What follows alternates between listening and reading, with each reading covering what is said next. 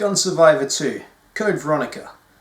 That is the name of this arcade machine developed under the codename Firezone by Capcom. Now to kick off this review, I've got two questions I've got to ask. And the first one, why are arcade games fun? The House of the Dead series is an amazing example of how arcade shooters are fun.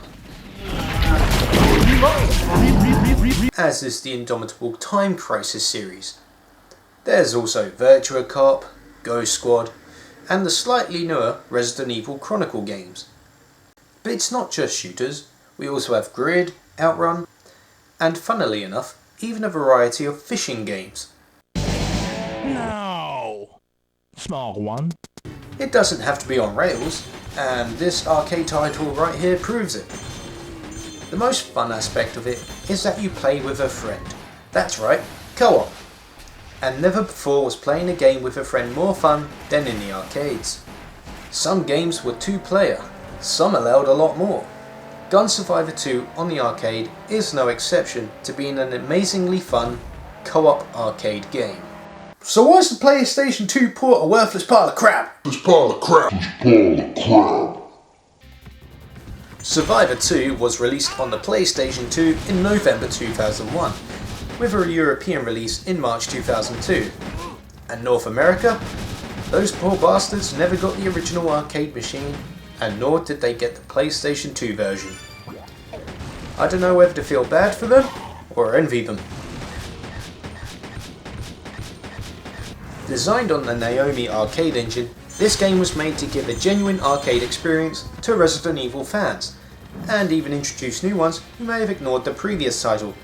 Yes, ignore that good game that at least had an original story. Ugh. I have many issues with this game. First, it's the title itself. What was wrong with Firezone? Firezone was an interesting title, and at least with Firezone, it gave no expectations. This says Code Veronica.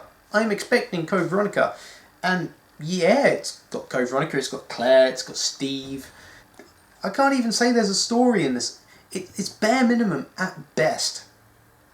Before I continue my review here today, I want to clarify one thing.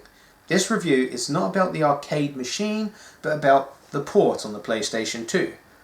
This review is only going to cover this, not the arcade. The arcade is as you would expect it to be, despite this slightly misleading title. But I would have expected more, and I've only played the PlayStation 2 version. This brings me to my second question, which is, why? This is the main bad reason why this game is that bad. This is one player! How do you do that? How do you butcher a port of an arcade by making it one player only? I mean, that hit my nut. Set across 5 huge levels. Bullshit! Attempting to solve the mystery surrounding the evil Umbrella Corporation? You don't solve anything in this. Guns don't guarantee survival. They fucking do! You don't shoot anything, you die! Numbnuts. Resident Evil returns from the dead. At this point the series isn't dead. The only true statement is that of confronting your darkest fears. Alfred Ashford. Keep him away from me. Don't like him. He's creepy. He sounds like he wants to touch me. So this game is based, if you haven't figured it out, on Code Veronica. However, this is incredibly streamlined for the arcade. There is no story to speak of. It is bare-bone cutscenes over its 5 stages. The opening deals with the 2 main characters' introductions to one another, right up to their escape. And it's all done in subtitles. There are no voiceovers, which is kind of a blessing when one of the most annoying voices in all the Resident Evil series is Steve Burnside. Even his subtitles are annoying. The main menu shows your options. You have Arcade and Dungeon, and you can also unlock this mode, VS Roach. Arcade is the port of the original machine, with Dungeon and Roach being the port exclusives. You then get your ranking screens and options. You can choose your difficulty of the time per level, whether you want an AI partner. Oh, because that actually helps. And if you complete arcade and you get a good score, you can then adjust whether you want your AI partner to actually shoot the enemies.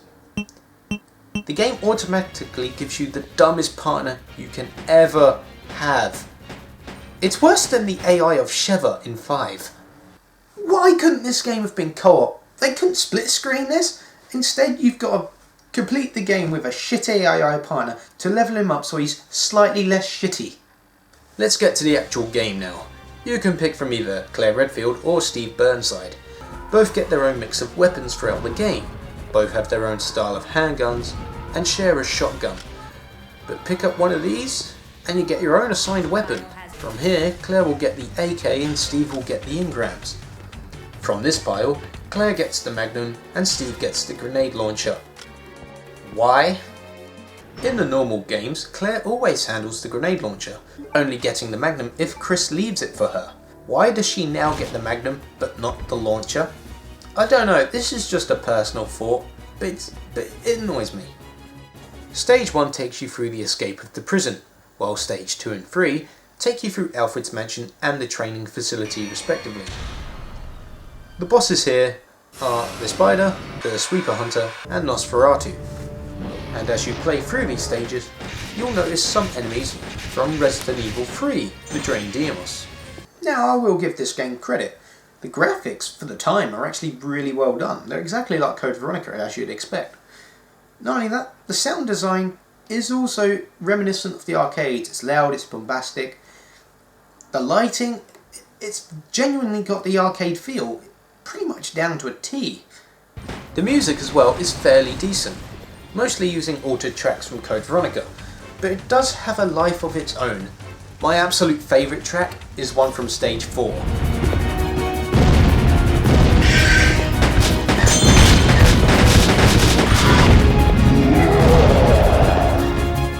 This is one of my all-time favourite video game music tracks, and it is definitely memorable. It's upbeat, it's fast-paced, it goes with the action all the while being played in Stage 4 as the nemesis chases you. Holy shit! Nemi is in this game? Totally awesome! One of Resident Evil's most renowned bosses, it's a freaking title character for Christ's sakes, and here it is. Definitely here to boost sales, but that's okay. See that timer? It's there for a reason. The game isn't over when that timer reaches 0. Well, okay, it sorta is. When that counts down, the nemesis is released and it begins hunting you down. Yeah, it's a gaming mechanic to try and get you to hurry up. Usually when the timer goes down, you lose a life or it's game over.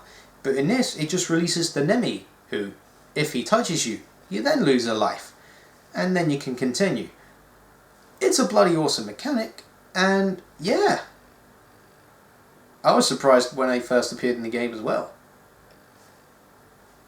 I like it. Thumbs up.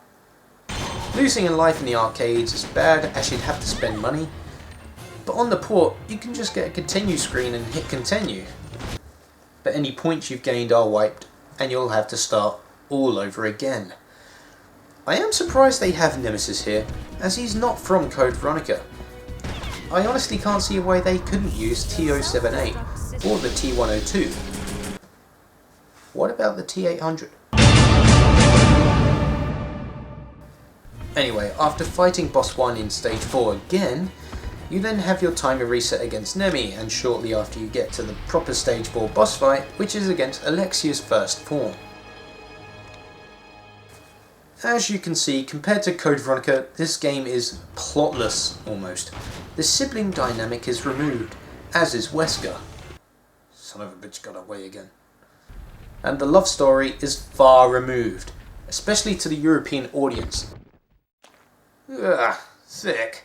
Stage 5 is the shortest and final stage, the only enemy being the Tyrant. And this fight is pretty badass.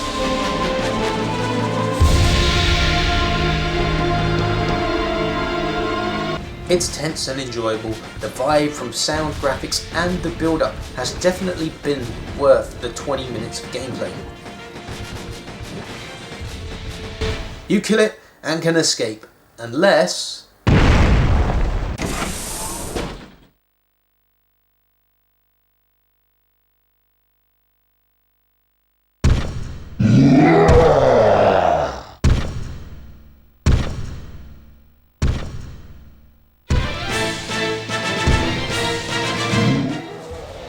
Oh yeah, now the real boss battle is on! Nemesis is actually the secret final boss fight, only appearing once you've collected every Chaos Emerald. Well, they are! This boss fight, in all honesty, isn't that exciting. The one-touch rule still applies from Nemi, and its rockets can be difficult on the higher settings to dodge, but allow your AI partner to take the hits while you hang out back and blast it with the now available linear launcher. And considering the amount of hits it can take, it's tougher than the final form Alexia in the original Code Veronica.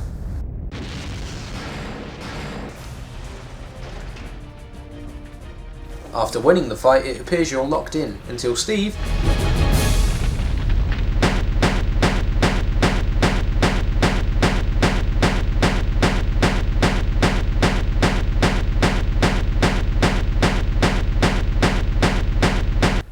Nah, I'm kidding. I always question the validity of destroying the switch before the door opens. I hate it in the movies and I hate it here. Oh, but that's not all. This game is supposed to fit into the series canon. Just take a look at this! Apparently, this game is a dream. The entire arcade portion was dreamt up by Claire while she sleeps on the jet with Chris escaping the real game. Well, I say real game. You know what I mean. There are several problems I have with this. Now I can understand missing out moments with Chris, moments with Rodrigo and Steve. I can understand having a linear dream. What I don't get is this. Claire never encounters Drain Diamos. How could she dream them? Claire has never fought the Hunters. How could she dream them? She never has encountered Nemesis. And if this was something I was dreaming, hell, if this was something she was dreaming, that's fine, that's all good. But there is one thing they've left out of this game which would cause me nightmares, and I'm surprised it's not been a nightmare for her. Now that's the arcade port. Is it accurate to the original arcade? Aside from being one player, yeah. And it's a pretty decent port. Aside from that, not memorable. But let's take a look at the other two game modes. The first is Dungeon, and that's exactly correct. There are only 3 levels, but multiple missions per level, and give the game replay value if you can be bothered to go through them all. For me, I need to be really bored and drunk to go through one of these. It's like a maze, and good luck figuring out the map. You, again, pick between Claire and Steve, though there are 2 secret characters to play as. One being the legendary Chris Redfield, and the other being Wormfood Rodrigo Juan Raval. Yeah, him. All weapons in this mode have limited ammo. That's right, you have to collect your guns, save ammo, and use them accordingly to your situation needs. Or just magnum everything. Ha ha ha ha ha! You have kill all enemy missions, find the Chaos Emerald missions, most point missions, etc. They really don't amount to much else other than as something to do when you're really bored. But you don't really want to do because it's boring. Yeah. Finally, you have VS Roach mode. You kill bugs. Wasting my fucking time! Oh shit, they got lasers! That's the PlayStation 2 port of Gun Survivor 2. Fun arcade despite being only single player. If you ever get the chance to go to Japan and play the actual arcade machine, do so with a friend. I'm sure it's a lot better than sitting around with a friend while one of you play this game and the other just kind of gets pissed. Well, drinking, you know. Now, the graphics, while dated, are tolerable.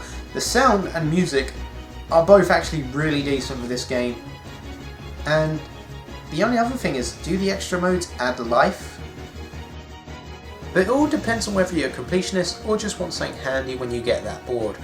The controls do feel a bit stiff with the controller, Probably best to play this with the gun con. Again, rating doesn't get affected here. It is the barest of being bare and simple overall, and the lack of co-op kills this game outright. The Chronicle games are a better choice for a fuller arcade-like Resident Evil experience. I give this port 2 out of 5 stars. I'm RikitoRed. I hope you enjoyed this review and... Can't tell who's here if that's from my